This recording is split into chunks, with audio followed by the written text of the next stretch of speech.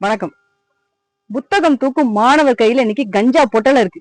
என்ன இது ஆளும் தமிழக திமுக அரசு என்ன காரியம் செஞ்சிட்டு இருக்காங்க? இன்னைக்கு மாணவர் ஸ்கூல்ல படிக்கிற இன்னைக்கு சென்னையில எம்கேபி நகர்ல இருக்க அரசு பள்ளி மாணவர் 11ஆம் வகுப்பு மாணவன் கையில கஞ்சா பொட்டன இருக்கு. கஞ்சாவும் கள்ளச்சாரையும் தமிழ்நாட்டுல தலை தூக்கி நடந்துட்டு இருக்கு. இன்னைக்கு எல்லா இடம் வெளியில சுத்தின இடம் இன்னைக்கு பள்ளிக்கூடம் வரைக்கும் போயாச்சு, வகுப்பறை வரைக்கும் கஞ்சா பொட்டலம் போயாச்சு. மாணவர் சமுதாயம் சீரழிஞ்சிட்டு இருக்காங்க. என்ன செய்யறாங்க தமிழ்நாடு அரசு? மாணவனுக்கு ஒரு பள்ளி மாணவனுக்கே கஞ்சா எங்க கிடைக்கும் தெரியும் போது இந்த காவல்துறைக்கு தெரியாதா? இதை கைது பண்ணி இதை ஒடுக்கிறதுக்கு நடவடிக்கை எதுவும் எடுத்திருக்காங்களா? இது வரைக்கும் கிடையாது.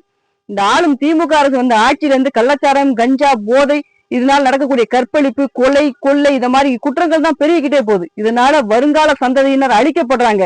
எல்லா பெற்றோர்களும் தன்னோட குழந்தைங்க மேல ஒரு பெரிய கனவு வச்சுக்கிட்டு இருக்காங்க. அந்த கனவுல அந்த திமுக அரசால அழிக்கப்படுது.